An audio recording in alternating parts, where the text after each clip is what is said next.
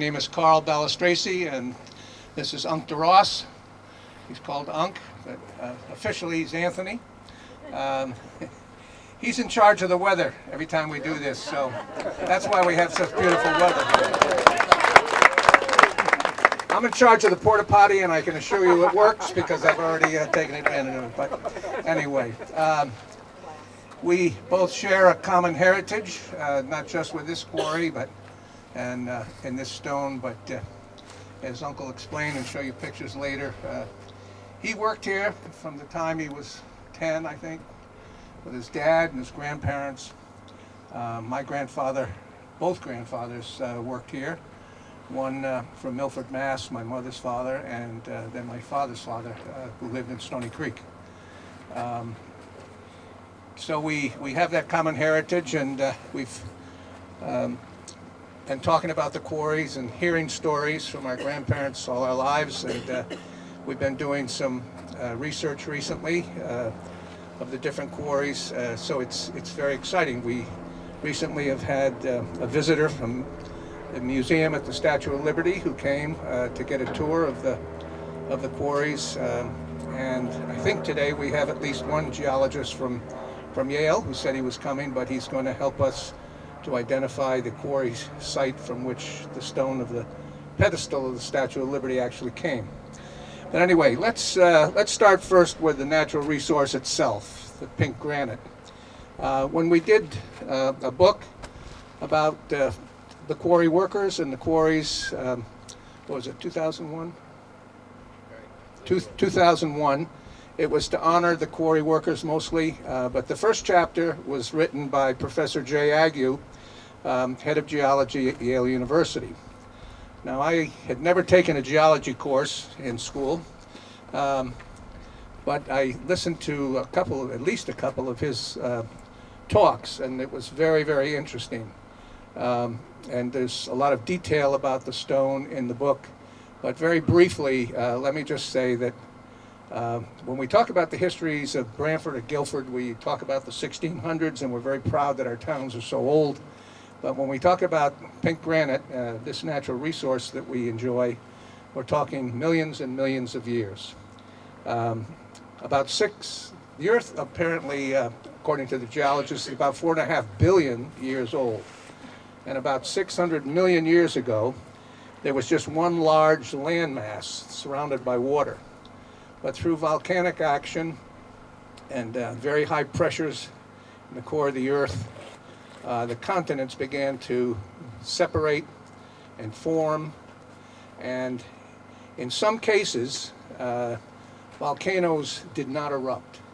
They came slowly to the surface of the Earth, but those volcanoes that never reached the surface and never erupted and formed lava remained below the surface, cooled slowly over millions of years, and became igneous rock. These cooled cores of very hot stone, they were called magma. And this particular pink granite was one of those formed by magma that never erupted. When the continents split apart, and you can take a look at these, you can come up closer afterwards, but as they began to split apart and form, the magma of this one particular cooled volcano, or a magma, split apart into three pieces. One piece is on the west coast of South America. It's hard to picture this, but another piece is in the mountains of Morocco, and the third piece is between Guilford Point and Brantford Harbor, and goes up north of I-95 to form all of this pink granite. Now, it's not all uniform. There's some sections in our towns where there's a lot of organic material in the stone. There's a small piece here. Again, you'll be able to come up and look at it closer, but there's an awful lot of black lines in this small specimen. This comes from down near the shore in Old Quarry. And then there's other pieces that are very pinkish with very little black in it. So there's different qualities of the pink granite, but this site is one of the very best. And I'm going to stop there for a minute and let Unc carry on, because he'll bring us up to the 1850s and beginning of some of these quarries. Okay, Carl, thank you. Well, anyway, what I'd like to talk about is this quarry in particular, and and I'd also like to talk about some of the people, because when you talk about any major operation like this, it becomes people become a major part of it. But we can start with right where you folks are standing right now was the beginning of the Norcross quarry. Prior to this quarry, Norcross had opened up a quarry just on the other side of this, just north of this, between here and the turnpike, and that was called Red Hill Quarry. That quarry was all right. It came out fairly good grade of stone. However, they opened up this particular ledge right here, and if you look later on, if you look at this picture right here, you'll see 3 marks coming down from this steam drill. This picture was taken around in the 1870s when they used it for the advent of the steam drill. And if you look up on that quarry ledge up there, you see right at the very top, you'll see 3 lines coming down the quarry ledge.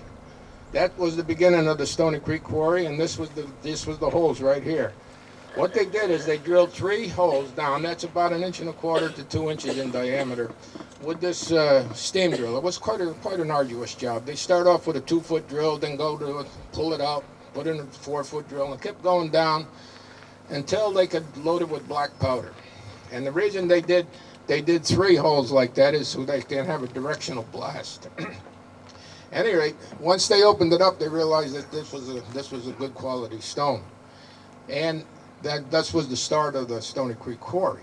But before that, there was a lot of quarrying that went on in this area prior to the 1850s, and it was done mostly by the original settlers here were the English, naturally, and they used mostly field stone for their chimneys and markers and things like that, some of their walls. Then later on, in the earlier 1800s, was the biggest immigration at that time was the Germans. They came in and they started actually using stone for decorative purposes. You would find them start cutting stone for a little more fancy markers and decorating their houses. But all that was done, commercially anyway, was done along the coast. And the reason for that was they could not move this stone to market other than by boat.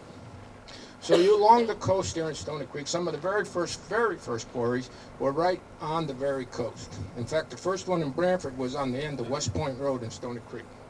And they would ship it out by water. The advent of the railroad, 1850, was when everything opened up for the quarrymen or the quarry owners. Now they had access to the quarries and these ledges inland. And that's what now they were able to not only get access to it, but they could also bring it to market. And that became the big deal. In our area, right here in Stony Creek, and as well as along virtually the entire coastline of Connecticut, if there was any one major event that changed the course of our communities, it was the railroad, of all of them. So the road that came through here was the New Haven, New London, Stonington Railroad, which is better known as the Shoreline Railroad. So what they were able to do then was to send a spur up here from the railroad and get their stone to market. The very first stone, if you folks are going back toward Guilford, as you go down around and leave the quarry road down here and make that sharp corner around and you have the meadows out there, you'll see pilings out in the meadows. Those pilings are there from the Red Hill Quarry. They still remain there, but the tracks went out across the marsh and connected with the high iron of the New Haven, New London Railroad. At the end, around 1906, the railroad was abandoned and they went on to the New York, New Haven, and Hartford Railroad, which is presently where the tracks are now. The Norcross brothers, who owned this quarry, then opened up a new spur down, which you came up. That road that you came up through the marsh down here was actually the railroad right-of-way. Prior to that time, the only access to the quarry by cart or by car was up in the back. In other words, when you came in over there, you did not come across that marsh. You had to go around it until they built the railroad. So then they built this, the railroad went into Stony Creek directly. Norcross Brothers bought a section of the track from the New Haven Railroad and set up a siding in Stony Creek. They had 6 sidings in Stony Creek. It was a major, major operation for the purpose of distributing stone. Norcross Brothers were world-renowned because they were probably one of the very few contractors in the world that could go and bring out massive stone blocks. And one of the examples of that was the West Point Monument. If you ever been to West Point, the West Point Monument came out of a piece of stone right over here. It came right out over here, and one of these pictures shows right here. Right there is the West Point Monument block. That block, when it was sitting in the ledge over there, weighed 300 tons. When they brought it out and finished the project, it weighed 92 tons. When it was done and transported to the military academy up on West Point. I'll tell you a little bit about that, if you don't mind. That left here, and it took them 13 days to get it to New York. It left here, went down the New Haven, New London Railroad to Saybrook. From Saybrook, it went to Hartford. From Hartford, it went to Fishkill, New York, went across the river, and then there was no railroad at West Point. So they had to build a railroad from the river up to West Point. Now that's a pretty good climb up there to the thing. When they went up there, they maneuvered it around through the academy, around the buildings, and brought the monument and set it up where it is today. And what's remarkable about that is it was done by 12 men from Stony Creek, the entire project. It took them 13 days to get from here to the Hudson River, but it took them 5 weeks to get up the mountain. But once they got up there, they were able to erect the monument. And when it was all done, there was no cranes or anything else. They had to build this equipment that could stand up a 92-ton column, which, by the way, at the time, was the largest single polished stone column in the world at the time. The total cost of it was around $82,000. Today, I don't think you could hire an architect to even try to figure it out for $82,000. But they were not afraid to do their projects down there. One of the biggest things that probably supported quarries were, once they were able to get the product to the markets, and there was also an industrial revolution there. There was major population increases. The cities were growing. But one of the biggest problems in the cities is they were also burning down. So consequently, stone became the preferred building material. And this is one of the major reasons why you see so much stone in the cities, was because of the fire that was raising havoc on these close buildings, all made out of wood. And the quarries or stone grew into its own. However, some of the demise of the quarry was around in the 1890s, there was a major depression, but also during that time, they was shutting down the quarries because they had very, very strong unions then, and they couldn't come to agreements. So what was the beginning of steel, concrete, and glass. That's when you started building the cities out of different product that was more fireproof than wood, but a lot cheaper than stone. Along about 1900 was another major devastating strike at that time.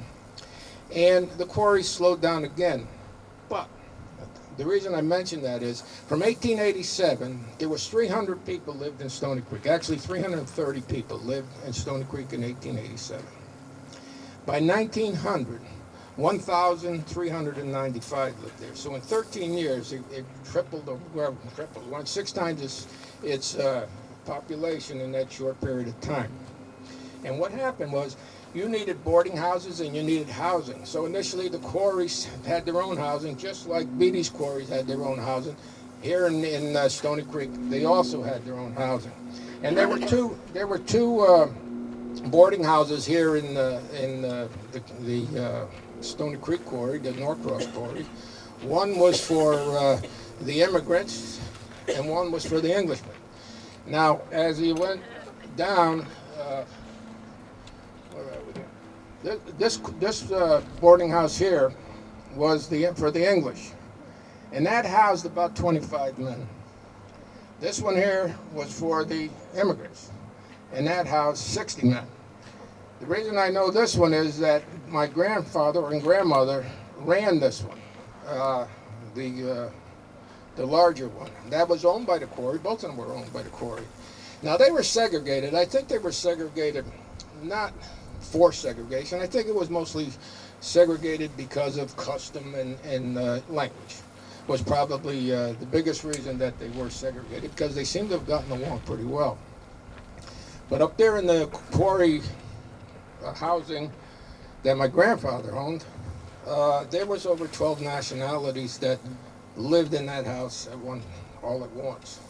In fact, my grandfather one day got a visit from the sheriff, and the sheriff come up and he said, "Why aren't your kids in school?" They had 4 kids. "How come your kids aren't in school?"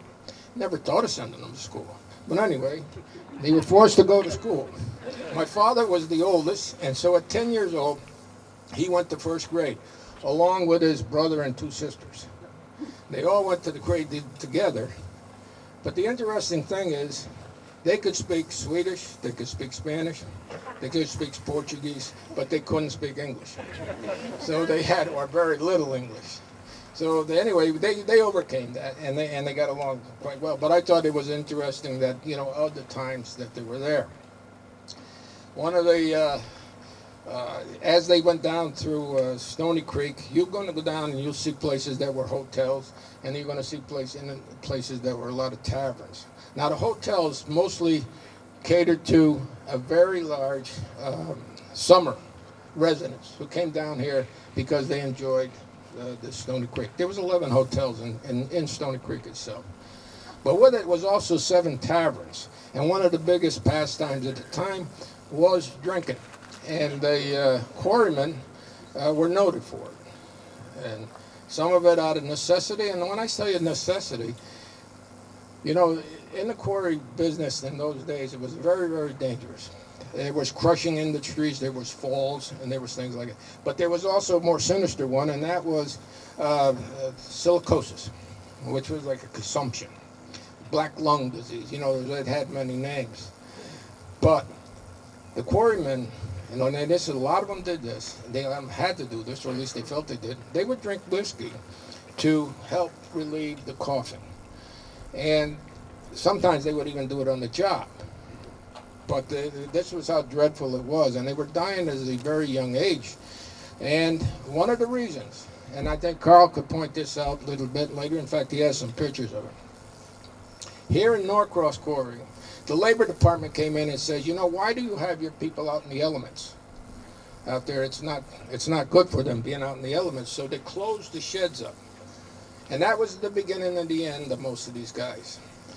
However, Beatty realized that you shouldn't do that, and he did not close his sheds up. So the incidence of silicosis was much less in the Beatty quarries than it was in the Norcross quarries. The ones that didn't survive, survived explosions and crushing industries or injuries or whatever else happened. But the interesting thing was there was no Social Security, and there was no medical aid for these people whatsoever. So what it ended up, you ended up with a tight-knit community that would pitch in and help the unfortunate families that lost the breadwinner. And in those days, that's the way it was. But down there in the creek, almost every house had chickens, and they may have had some even a bigger one, the bigger homes would have, or bigger landholders would have cattle. And they would have the milk and chickens and eggs, and they were basically self-sustaining, but they shared this with the families. I do remember some of the men and the old-timers that end up dying from this consumption. It was a dreadful thing to see. They would be along reasonably normal, and then all of a sudden, they would start coughing, and they would cough up blood. And it was only a matter of hours before they would pass away. And it was a dreadful sight to see. But, fortunately today there's hearing protection. There was no hearing protection then. There's eye protection today, and also there's respirators for the dusty conditions. Those days they didn't have it. In fact, I'll show you something. On these derricks up here, I don't know where they are. But anyway, we have pictures of the derricks here. One of them being 135 foot high, and these men would have to climb up these things virtually daily. There's one right there. These derricks here, they would climb up these derricks daily. And when I tell you they climbed up them, that's exactly what they did. And they went up with, these staples were driven into the side of the wooden derrick, every 2 foot apart. And they would climb them up there, up these things on just these. No safety belts, no nothing else. The only thing they had was a grease can hanging off their belt. And they would go up onto the quarries with those. Also, Carl has a picture here of this derrick here was set right over here. And this was the start of the AT&T job. This was relatively modern. But I'd like to just point out the guide cables that were all showing here. These guide cables are from one derrick. This quarry had 11 of these. 11 of these these derricks were standing. These are the steam-operated derricks. Each derrick had its own crew. Each derrick had its own hoisting engine with its own generating its own steam. It also had 8 hand derricks. It had 5 yoke of oxen, 2 locomotives, 5 miles of track. This was, at least in whatever histories I've read on this quarry, was the best equipped quarry in New England, was in this quarry. All these pictures that are here are from this quarry. Where you're sitting here right now was a rather large quarry hole, because this was a quarry face here at one time. And they eventually moved, kept quarrying back. But if you were to picture looking down to the south of us, you would see saw sheds, you would see carpenter sheds, you'd see 6 blacksmith sheds, you would see drafting shed where they designed their own. When they took a job, they took the whole job, from design to to fabrication to the erection of the structures. Many of the this here is a rough layout.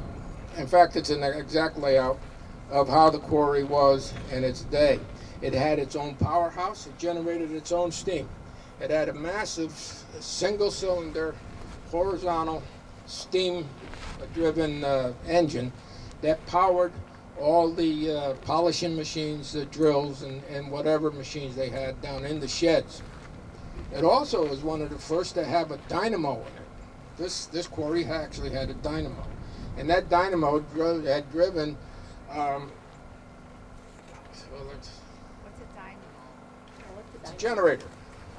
It's a generator.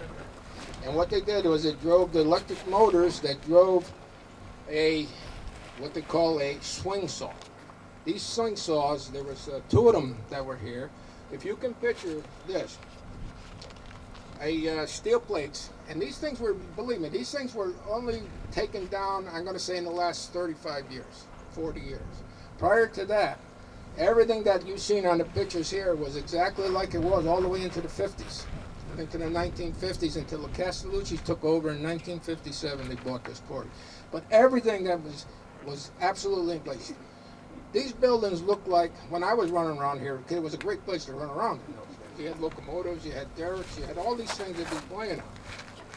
But if you could picture, inside the buildings, the tools were still on the workbenches, as if they went home for lunch. And it remained like that for a good 25 years. There's some people here that I know that ran around up here in those days. We used to swim in the quarry hole. In fact, a couple of them here just mentioned it, how they were swimming in the quarry holes here. The quarry hole, by the way, was right here in those days. But anyway, the buildings themselves were taken down in, I believe it was 1958. The buildings were taken down.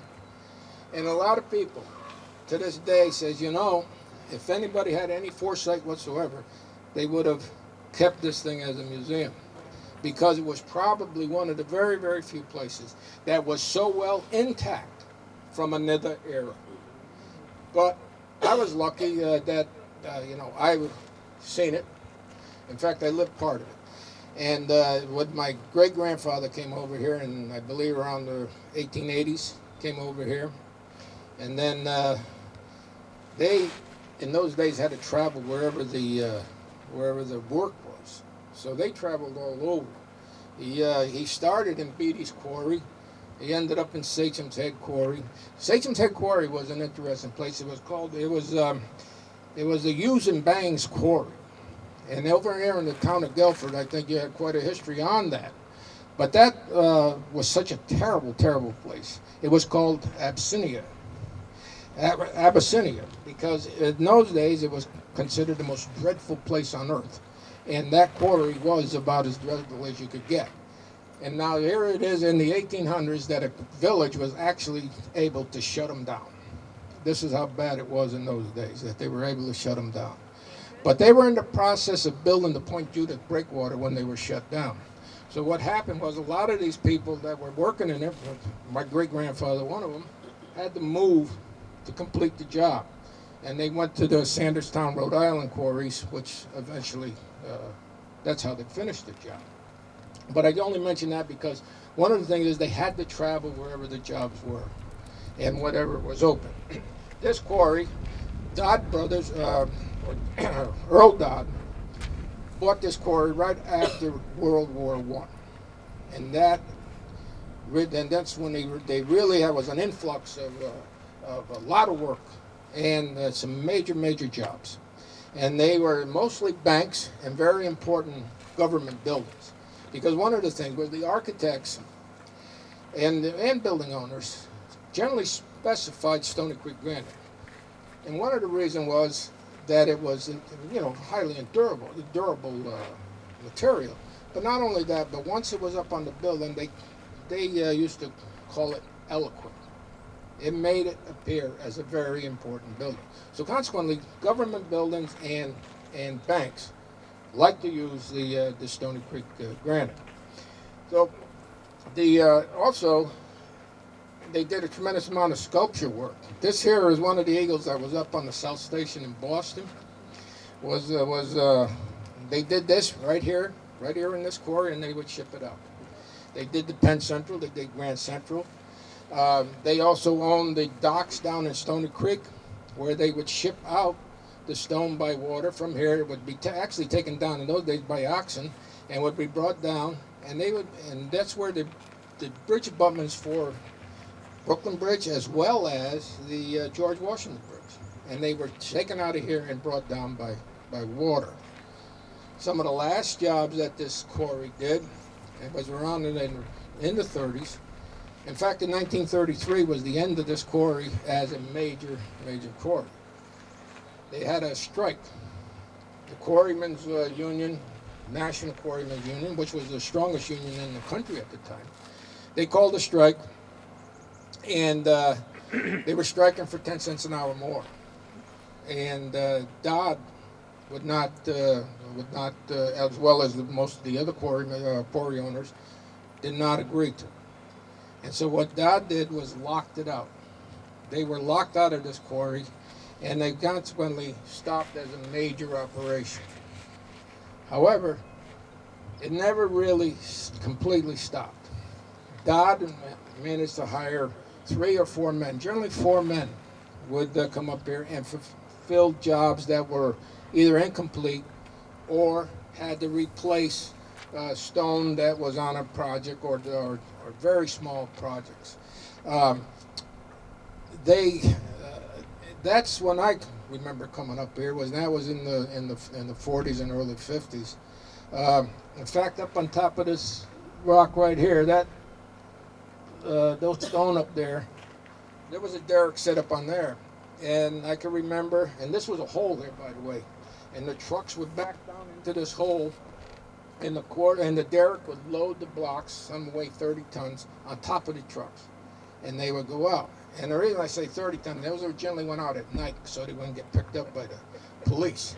So what would happen, I generally knew when one of those loads were coming up, and even though I was only about 10 years old then, in the early 50s, and I would sit right up there on that rock up there, and the engine house was over and back. You couldn't see the engine house, and you certainly couldn't see what the load was. So my father would put me up on top there, and my uncle, and he'd put me up on top and say, "You do exactly what I say." In other words, you're going to give the signals to my grandfather, who was running the hoisting engine up in the back. And so I would stay up there. And believe me, I thought that was a pretty important job, which I guess it was. But I would always thought, if a mosquito or something come by, what kind of signal that would get? And so even if there was one on me, I wouldn't dare move until the truck was loaded. And out they went. But anyway, I could go on a long time for this, but Carla, you have anything you would like to add to that? One of the things, though, I would like to say this. There was, and I'd like to talk about the fact that the people themselves. There were so many nationalities that were involved in this. You had an influx in the 1870s of Swedish and Italian was the main group at that particular time. In fact, a lot of them started right here.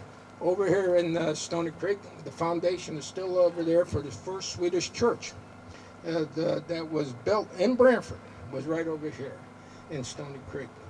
So, and the point I'm making is they didn't have it easy. And there was a language barrier, there was a religious barrier, and there was the fear of economic threat. All of this proved to be for naught. These folks that came into here, just like every other nationality that came in, only thing that they were interested was making a living for their families and doing the best that they could. They were basically conservative, but they never really got to be in the political powers until many, many decades later. And then you're going to find that most of the Swedes and Italians and Irish and all, they ended up owning these companies. But it took a long way to get there. So it was like everything else, the hard times, the oppression, and all those things get covered over. Just like when this quarry stops, wetlands will take over here, the forests will grow over it, and the scars will be gone. And that's probably a good thing in some sense. But I do believe that, there was an opportunity missed to where this piece of history, all I can show you is pictures and talk a little bit about what little bit I know about it. But I think it's so important, and I believe that all you folks, you wouldn't be here if it wasn't, to know that this area is very historic. All of this area, Guilford, Brantford, Stony Creek, very, very, and we should talk about our history. Because if we don't, it's just going to end up in a trash heap somewhere, and that'll be the end of it, and it'd just be unfortunate for future generations. So anyway, thank you for listening. Thank you, Ron. I'd like to talk a little bit about John Beatty and his Leech Island Quarry. John was brought to Canada by his parents when he was 6 years old from Scotland. And his father immediately got young John a tutor, and John put up with that for a few months, but he really didn't like school. He wanted to be a stone man like his father. But his father said no, and then he apprenticed him to a shoemaker. And that lasted about 2 weeks, and he almost tore the shop apart, and finally convinced his dad that he wanted to be a stone man. And fortunately for his father, and fortunately for a lot of people, that's what John Beatty became at a very young age. His dad, the job finished up in Nova Scotia, and they moved to Rhode Island. John's dad died when he was about 16. He had 3 siblings and a mom, and he immediately began to work to support the family. At a very young age, he started to receive government contracts for breakwaters and repairing the old stone forts that we had along the coast. But then in the 1870s, John had grown, and he had a quarry in Niantic, which he left in the hands of his brother, and he started to purchase property down in Leech Island in what we know today as Old Quarry. If some of you live there, you're familiar with it. If some of you have gone down to the gates of the private residential area, it's one of the most exclusive residential areas anywhere along the coast of Connecticut today. But when Beatty died in 1899, he owned over 135 acres of land there. He had about 5 quarry sites on his property. Each site produced a little bit different kind of pink granite, but he was very, very successful. And as he got more and more contracts, he had, of course, to hire more workers. And the first group, as Unc has mentioned, were Swedes. Now, Guilford's population in the 1870s was less than 3,000 people. And they were all English, white, Protestant. There were a few freed blacks by that time, but they were very nervous about these Swedes being brought into their community. So the first Swedes that came had to live out on what we know today as Bear Island. It's the closest island to Old Quarry. They would row in the morning, work all day, and then row back out to the island at night. They had goats out there for milk, and in those days it became known as Goat Island. There also is a small quarry site on the island that was used in the early days.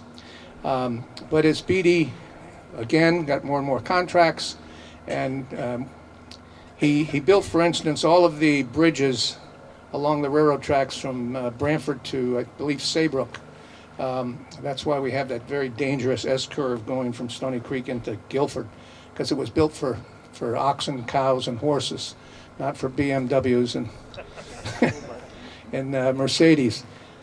But by the time Beatty got the contract for the pedestal of the Statue of Liberty, he ended up with about 800 immigrant workers working in the quarries.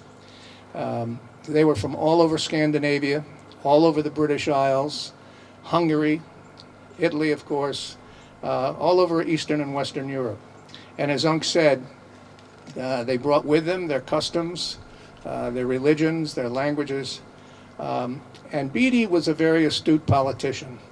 He developed his own little community down in Old Quarry. He had a commissary. He built a Catholic chapel. The priest would come from Guilford once a week and say Mass. And with Unc's help, because his uncle told him about where it was, I found the footing for the chapel. And I found some history in the archives at the Guilford Library. It used to be known as St. Mary's Chapel, and it burned in 1922.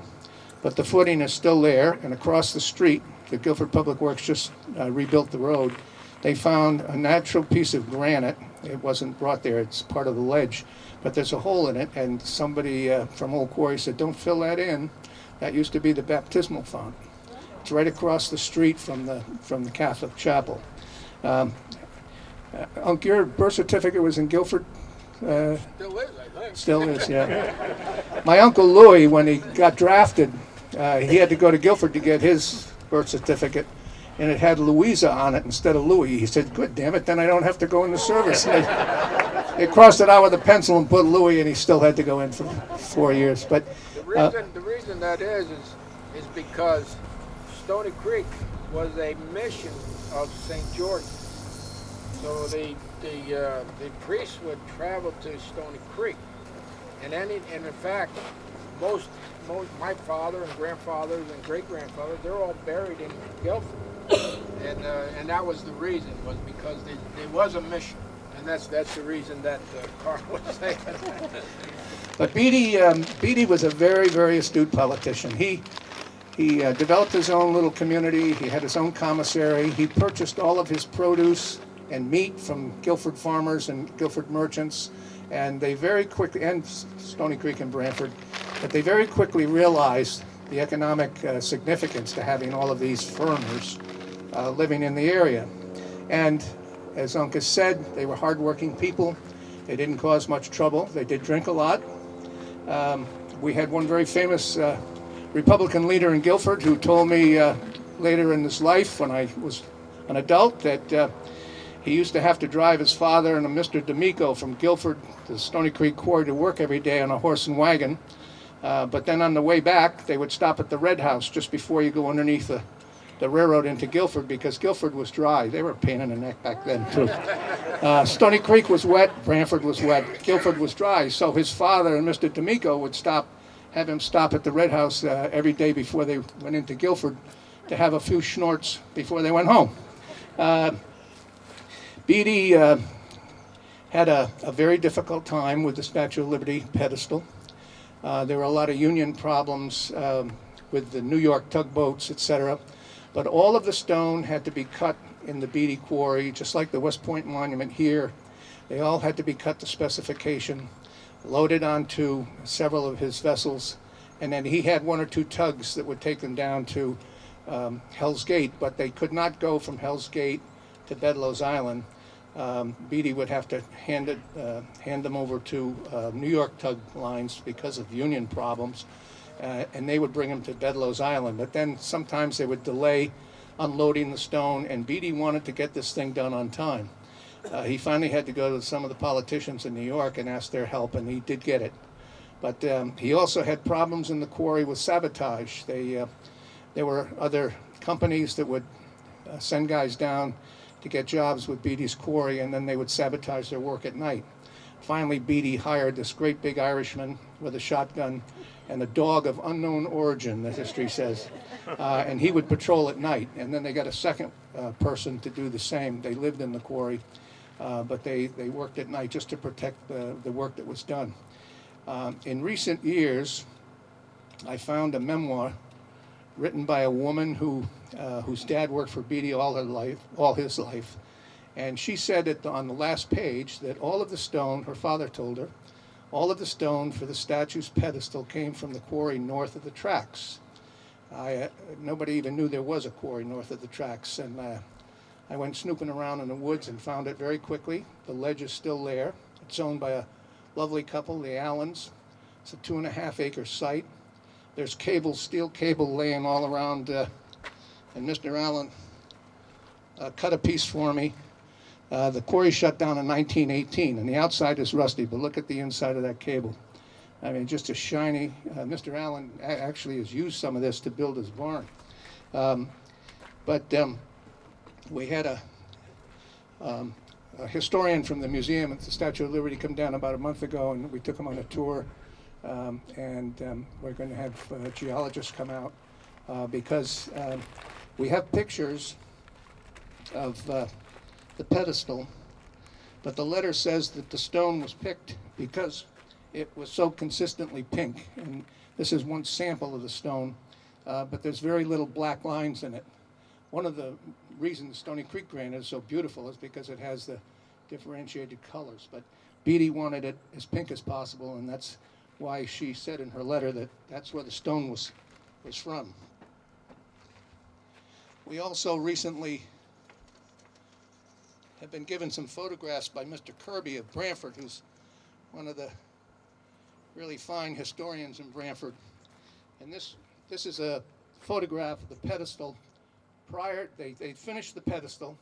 These were the last derricks on the pedestal, and this is prior to them building the steel frame that the Statue of Liberty would go on. All of this stone was pre-cut in Leeds Island, brought down to Bedloe's Island, and placed by the workers until they completed the pedestal. And then the next step was to build the frame itself, which is steel and then covered, as most of you know, with the copper sheathing that is, in fact, the statue. But all of the stone around the base comes either from the Beatty Quarry or later on the Stony Creek Quarry. Some of it, didn't they? The Stony Creek Quarry's contribution to Bedloe's Island was the revetments around the island. You know, there's a big star-shaped thing. That was one of the very last jobs that this quarry did. It was the Commerce Building in Washington and the revetment around Bedloe's Island.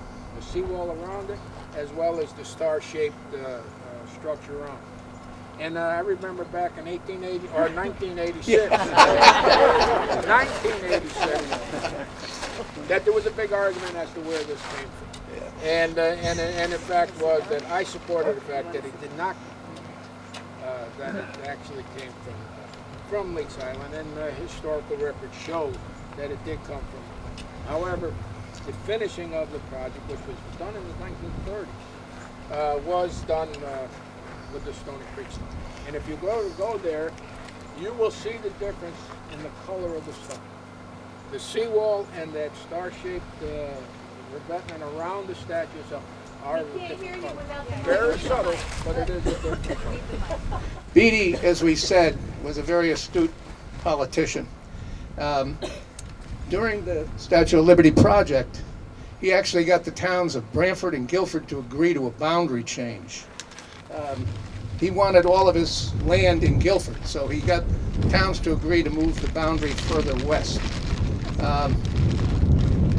Originally, the boundary went through his living room. The house is still down there. It's called Yale Station now. It's owned by Yale. But when they moved the boundary, he even got the state legislature to approve it.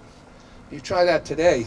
I don't think anybody's got enough money to buy that kind of a legislation. But that's one of the things that he did. Unc mentioned how dangerous the quarries were, and I just want to say that my grandfathers met each other working in the quarries for Mr. Dodd, and but my mother's father worked primarily up in Massachusetts, and this dark-haired curly guy is Anthony Perna. He was a master steam fitter, and he would be sent to Stony Creek to set up the donkey engines and the derricks. We've got pictures of him now at the end of Old Quarry Road and whatnot. But he was working on a piece of machinery in Milford, repairing a big piece of machinery, and one of the arms came down and crushed him. My grandmother was left with 7 kids, and fortunately they owned their own home up there, but as Unc said, there wasn't any real insurance or Social Security or whatever. But so many men were killed in the quarry in many different ways. My father's uncle, Anthony Cinquanta, from the family lives in Brantford still. But Anthony was crushed to death by a stone when one of the ropes or cables that they were loading it onto either the ship or the car broke, and he was crushed. Men died with black powder explosions. They were hit by trains. My grandfather's sister married this little short guy, Italian, but he was a real wiseacre, and he worked in the office down here because he spoke several languages. But nobody liked him. I didn't either when I met him. But he was down there one day, standing too close to the cars as they were going around a bend, and the edge of 2 stones nipped off the end of his ear. And one of the workers, after they wrapped his head in a rag or something and sent him back in the office, he picked up the ear and nailed it to the side of the office because they didn't like him. But it was a difficult situation for these men. Fortunately for my dad, he only worked here for a short time, and then he got a job with Ball Oyster Company. The last family member to work here was my Uncle Louis. And he worked on the AT&T job with a small crew. Now, when we go up on top, and the present quarry staff, Stacy's here. She'll explain the modern day operation. But we have the buses to take you up because they'd rather you not walk. Is that right, Stace? Because kind of dangerous. Let me. Okay. To those who would like to come up top, you're more than welcome. There is one bus today. I have made an exception to the rule. We're going to let you walk today. Everyone who is walking, I would like you to just meet me kind of over in the area by the bus. I will walk with you, per the regulations of the quarry and the government. There's going to be 2 people up top, so when you get off the bus up top, you'll actually have some general direction as to where you go. 2 things. Everybody's sitting on the wall. That's fine down here. Up top, it's a little different. The block up top is sharp. It's more dangerous, I guess. So I would like you all to stay on the ground, feet on the ground, same as the grade school lecture. Feet on the ground, no leaning over the edge. Up top, it's a little different. You have some height to it. No one's going to be in any dangerous position, but the stone is sharp, and I want everybody to be safe. So there is 1 bathroom on the site. It is behind the office trailer, so if you need to use it, Use it now, and I'll see y'all up top. Everyone says, well, what's the difference between the bottom and the top? The difference is we don't want to stand on that high wall anymore. No one really wants to hang from a derrick stick and drill the stone horizontally. So they come up here. The gentleman who I work with for, however you want to look at it, this was envisioned as a very large mountain. They took off the top layers, and when I say took off, they dug, they excavated, and they did blast. So using that technique of what we envision a crushed aggregate quarry in that back area, we still use that technique. It actually removes the upper layers. The upper layers, what you see in that back wall there, you can see right down to the face that it's stopped, is crushed. It's going to be a crushed aggregate. Because of the fragments that run throughout it, that is not something we did, that's actually the natural formation. From that level below is solid granite. That's what we use for the architecture granite, the architectural, the walls, the countertop, pavers, things of that nature. So in the 80s, they came up here, they removed the upper levels, and they started quarrying. Quarrying is done with a drill, and sometimes we use explosives. It is not necessary, but it makes our life a little easier. We take, looking into the quarry face, you would actually drill the back with a large hydraulic air generated drill. You guys can see the one down on the bottom. It's blue. It's called the rock buggy. That was the capital investment from the new owner, Doug Anderson, who came in. I came in with him 11 years ago. He is a very responsible and involved owner, which is very nice for us. So we actually go in, we take these drills, we drill a back line, we drill a bottom line, and then we split that. So explosives. All those lines you see on all the stone here, everyone says, what are those lines? That's the drill hole. Those are the holes. The explosive we use is minimal. We want to maintain the integrity of the granite. We don't want to break it as we would up top to remove it. We would actually just split the granite. We call it opening the webbing. So then it just does a short break and it opens the webbing. That would be a primary. At that point, you would go in and you'd say, okay, there's a project coming up. They're looking for 9-foot blocks. We would quarry 6-inch on each dimension and cut it 10 feet, so to speak. 10 feet over, 10 feet over. Then you actually have a secondary cut. Those are secondaries. They're based on projects. They're cut to size for a project. Things today are done a little different. In the history, they cubed or quarried 4,000 cubic feet per month. That's a lot of granite, and there's been times when we have as well, but it's mainly based on jobs. We don't just quarry granite. It's a more responsible approach. We work with the clients and the architects. As I said before, we work with them. Battery Park is something we just finished. Battery Park is doing what's called a perimeter seat wall. 8-foot elements, 18 by 24. Not a seawall, not an ocean front, but a sitting wall around Battery Park. Cool. They want 8 foot, we give them 9-foot blocks. Less yield, it's more responsible, that's how we approach it. That's in the final stages. We did Federal Plaza last summer, 2 summers ago, down in New York City. This stone is prolifically used in New York City. So we just go forward with that. 34th Street is all the pavers, the sidewalks, as everyone knows them. So they just say, listen, we need more pavers, we need new curbing, there's defects or cracks or they're broken and we make more. Anybody have any questions about the beginning? How much farther down and how long do you anticipate this program? Okay, so geologically speaking, apparently back in the 90s they did some geological studies and test holes and things of that nature as to the depth. They believe there was 350 years left of accessible architectural granite. And when I say architectural, that means this solid mass that you would use in that line of industry. That was based on that 4,000 cubic feet per month ratio. As I said, that's not really where we stand today. It's a very different. But there is plenty of granite to be had. The depth is based on the lease. The town of Brantford holds the lease here. I don't know if anyone knows that. This is a town-owned property. we are under a lease agreement with the town. Back in the early stages of what was called the Castellucci brothers, they owned a 500-acre parcel here in the quarry.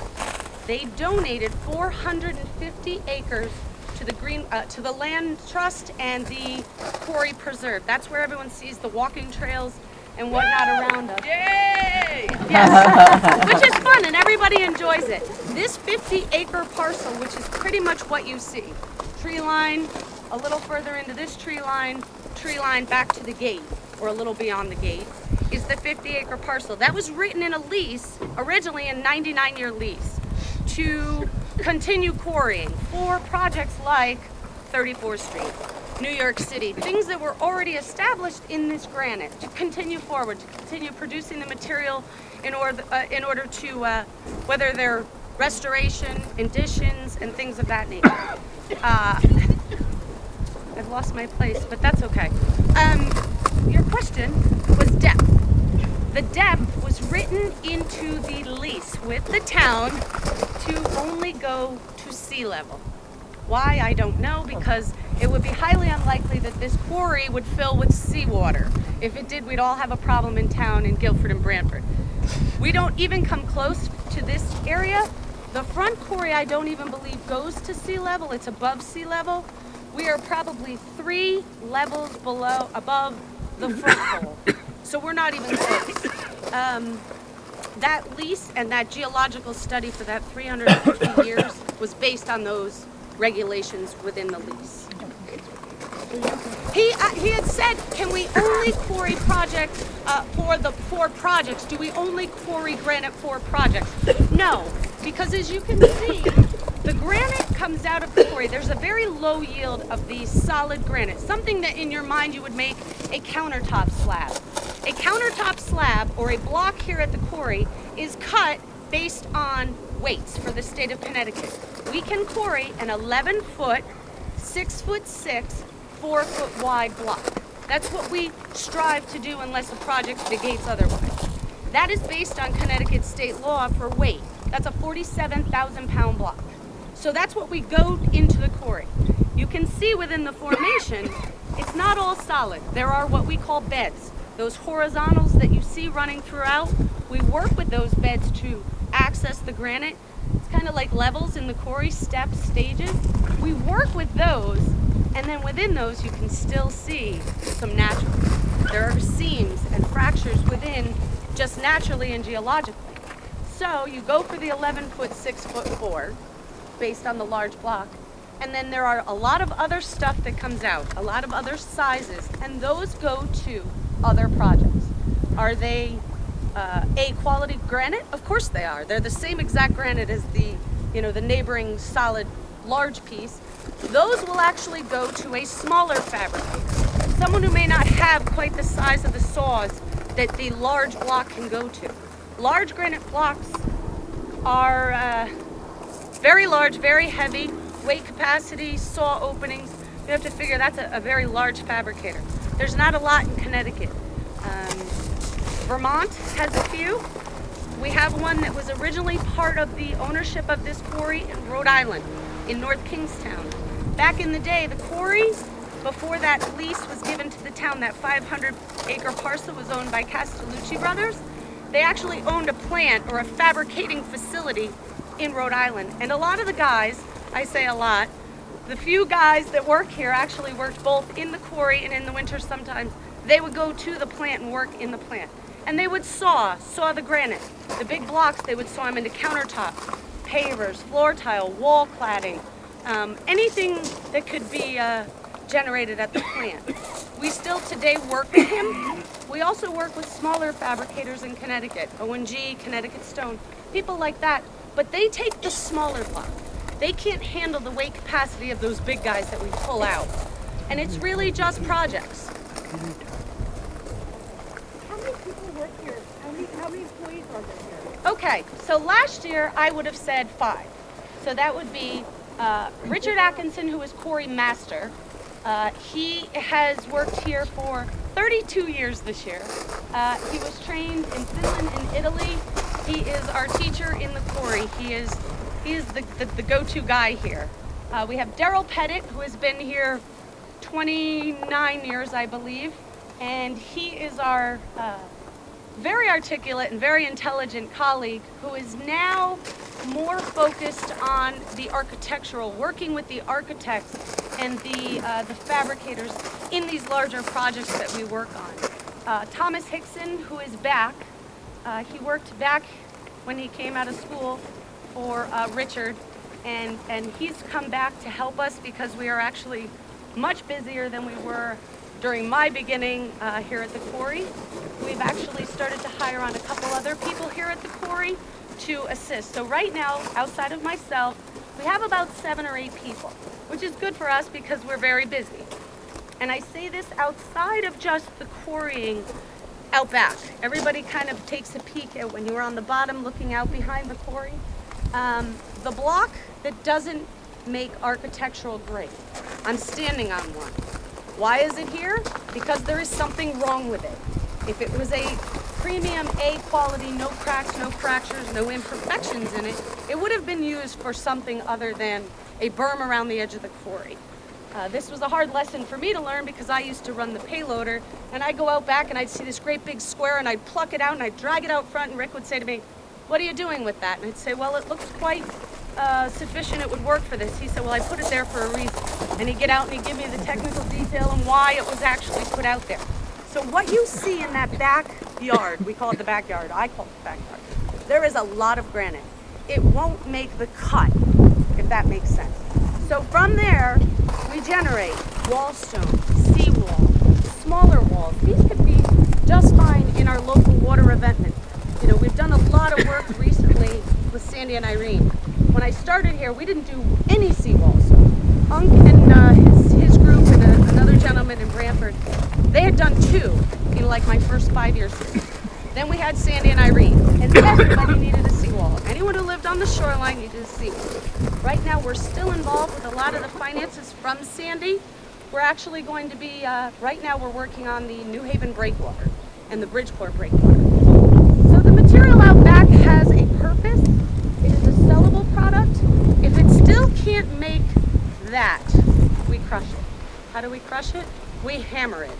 Outside of this general area that we've removed recently, that's not how we go about it here. We are here specifically for the block. That's the primary focus. This is a dimensional stone quarry. The extras that everyone likes for their driveways, sidewalks, and whatnot, we derive by hammering and crushing, and it's not an easy task, which tends to make our material very expensive. We are not a Tilcon, if that makes sense. But it's a much liked product, and it can be a much needed product. We generate some stone dust and sands and things. They work fabulous when you're putting down a patio paver for the grout lines and things. So the contractors like it. It works. It's 100% use of the material. It's responsible, as opposed to leaving. Vermont has these things that they're going through now based on their land, because there's so much granite up there that didn't make the cut, piled in mountains, miles and miles around Berry and Rock of Ages and whatnot.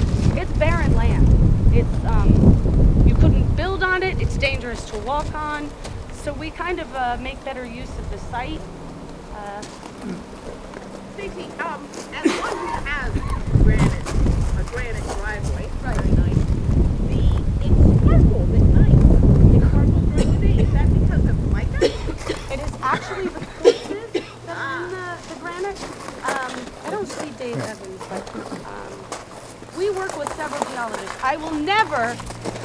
It's not mica, it's feldspar, or Yeah. mineral cleavage bases on feldspar. Exactly. So this is going to be a minimalist lesson in geology. Stony Creek pink, which we try not to call it because it tends to give it too much emphasis on pink. It is Stony Creek classic granite. It is pink because of the feldspars. There's 2 feldspars, plagioclase and microcline, which tends to make it more pink than other granites. There is quartz, which is the white and the grays, and then there is a biotite. Unk was talking, or Carl was saying, about the pink at the Beatty Quarry. We have this black flow. So someone also asked me about the black inclusion up here. That's probably a biotite. It is not derivative of an iron ore. It is a mica, I believe. So the mica that's in it is black. Stony Creek granite has what we call flow structure. Any piece you see, we have black.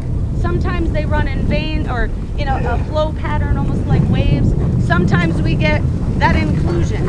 That inclusion is not necessarily rejected. It is not a rejected material because the ununiformity of Stony Creek is what we like. We probably wouldn't send a slab out with that big black hunk in it just because the next guy along in the shop would say, I want that piece with that black inclusion. It's not a negative, but for us to attain it again is impossible. So we tend to have that kind of quality control if you must. A biotite inclusion like that tends to be a negative for us. It's a difficult material to quarry. It doesn't cut well. It does not burn well. We still burn in the quarry. We cut the granite with torches. When you have a thermal finish on a paver or the sidewalk, it's actually a flame that makes that rough finish. It's actually a slip resistance, or there's a coefficient of friction testing that we do. Black doesn't burn very well. So, yes. In the paper recently, they were talking about a 9/11 memorial that the writing was fading off of. Why?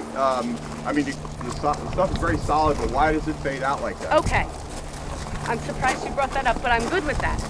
I actually went. So I went this morning actually at my house, and I went in and I read the article that we talked about with a geologist. There was an article in, I believe, the Boston Globe that was said to have the Stony Creek granite black flow structure was growing. It was becoming more black.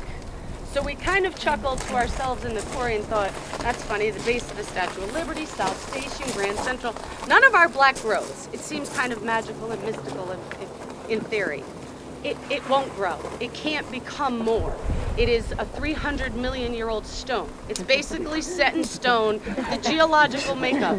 Unless magically, or however you want to look at it, it would grow or get more black is absurd. The stone does change in some way, shape, or form color. The seam that you see, these are seams, or we call them headers. They've been exposed to millions of years. They've been open cracks or fissures in the stone. They have a different color, but they're not changing, so to speak. That's just environment. That's just rain and bird droppings and soils and things that have gone into the cracks in the granite. But as far as change, I'd be hard-pressed to believe that. We don't have iron ore in our stone. There's no iron minerals, so we don't rust. There was another thing that somebody had purchased, some granite, and it started to rust. Well, they had chosen, somebody had chosen a alternate material, called it Stony Creek, and it rusted in the wall application. It had iron in it, and we don't. We hold very dear the specs that an architect writes. He wants Stony Creek. There's a reason. Whatever his reason is, it's important to uphold the spec. That's something that Daryl Pettit is constantly working on, maintaining a spec, making sure that the architects and the installers and the masons follow through with the original intent to work with the stone. And there's reasons, whether it be this ASTMs, which are standards in the industry, as to why you chose it. We're the base course of the Statue of Liberty. We are the base course of a lot of buildings. There's a reason. It's a structurally sound. What's your pricing? How do you determine price on stone? Price on stone is, actually it's pretty straightforward. Up top it's $26.50 per cubic foot for granite. But there's a lot of factors involved in that. That's buying a block. That's not cut to your size. That's an 11-foot, 6-foot, 4-foot. Anything under that for smaller, which is naturally derived. In other words, we went in for the 11-foot. We ended up with a couple 3-footers on the height. Anything under 4 foot on the height, it's $23.50. If I have to take the $26.50 block and cut it in half for you, it's more. It doesn't make sense. One of the arguments here is, how come if it's smaller it costs more? Well, because it came out of a quarry in this state, and now you want a piece that's yay big. From there, the material out back is really priced by ton, per ton. We don't only sell to the the industry. It's not, we are a retail wholesale. We work with clients. If you said, I want a countertop, I'm not a countertop person, but I can assist. We assist our clients and our customers. We have everything from, you know, a seawall gentleman who's been here recently to do something large like the New Haven breakwater. We did a project last summer in Long Island. Large, 20-ton boulders, one per truck. The seawall material that's leaving now, it's only 5 stones in a truck. Doesn't seem to make sense, but we are one of the only quarries. Everyone else is an aggregate quarry, locally for the most part. They have what they call oversized, but not to the extent that we have oversized. And when we have oversized, boy, do we have oversized. It's hard actually to find a 2 to 5 ton, you know. It's not hard, I shouldn't say that. But we have a lot of 20-tonners that we push around to get to the smaller. Your average human or average contractor doesn't work with what we do. We lose perspective quite quickly here. Yeah. You asked on the way up. On our way up, we saw several large, kind of fun-looking pieces. Those are Daryl Petting. He's our resident sculptor. Daryl works on a very grand scale because he has access to our equipment and being here. There is a class, there's a couple guys here from the class that is taught over in Guilford at the Art Center for stone sculpting and whatnot. They can come here and purchase granite. We do work with artists. Daryl is, as I said, the resident sculptor, so a lot of his pieces, he's had them up at the KISS. The KISS went up to Storm King in New York. He's also the gentleman who worked on the piece Stonehenge, well, it's a Circle of Life over in Guilford, off of Old Quarry. He's exactly, the beautiful piece at the harbor. He's a very talented stone sculptor. But like I said, he gets use of, he sees a grand piece and he says, can you bring that down for me? And we bring the big payload up and we bring it down. So he's quite lucky. But if you were thinking of doing something, you're always welcome to come. It's accessible, and it's something we're pleased to work with. Can you go back to the history when it was a mountain? How high a mountain? Okay. It's quite simple. From this peak here, where you can kind of see the rubble on the edge here, this actually just rose only as high as that face there. That's it, and it ran over through here. The property again goes back quite a ways further under the lease line. This granite formation actually runs coming down Leeds Island Road, Leeds Island Road, Thimble Island Road? Leeds Island Road. So all the way from 95, this granite formation runs all the way back to 95, but not within the lease line. The stone exists, we don't have access to it. We wouldn't need it, just based on the parcel we have here, there's no reason to go beyond. Beyond this actual high wall here, over on the other side of that power line, there's no granite. This is a bubble, basically. As it runs out and away from the center core, the material becomes fragmented. You can see it in the outskirts, in the upper levels. It's very fragmented. That's natural. That's nothing we did. That's how it's formed. So we removed that. And then from, say, the level we're standing on, below is the solid granite. That's where we start quarrying. Quarrying's a slow technique as well. It's not that, we don't derive a lot of material real quick. It takes about a month to do a large formation, but enough to satisfy all our customers. We're doing really well thus far. Yeah. What are the iron rods behind you here? Those are actually drill steel. Those are what we use to drill the granite, and they're in there for burials. You can see them right along. And sometimes they get stuck, so some of these I bet are stuck. You get in trouble when you stick a drill steel in a stone. When you run the drill that's down there, that rock buggy, it's usually just a 10-foot drill steel, so at the bottom there's a carbide bit at the bottom. They're knockoffs, so you can only usually do about 3 holes at a time. You pull the drill steel out, you knock off the bit, you put a new one on. They're sharpened, but you can get them stuck. You can also get in trouble for sticking, because it's not something you can go back and just pull out. It's there forever, unless you can split a little bit further along. I want to read a couple things that we've been doing, because it's fun. It's fun for me. Some of the Battery Park obviously has been one of our larger projects. Federal Plaza, the Jacob Javits Federal Plaza down in New York City was something we just did with the Stony Creek. We just finished Quinnipiac University. They redid the medical facility over where they took those 2 Anthem buildings in North Haven. They adjoin them with the entire facade of that building is Stony Creek, all the pavers, wall, everything. Right now I'm working specifically on Connecticut College.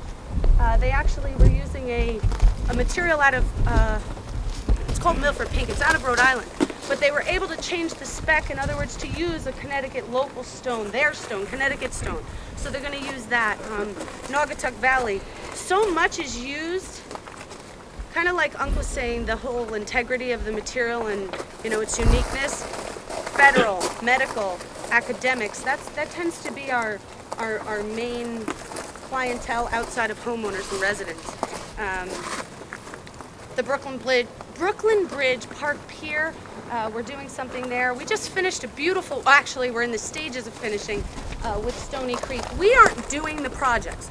We are selling the material. We sell to a client, we sell to an architect, we might sell to a fabricator who has used us before.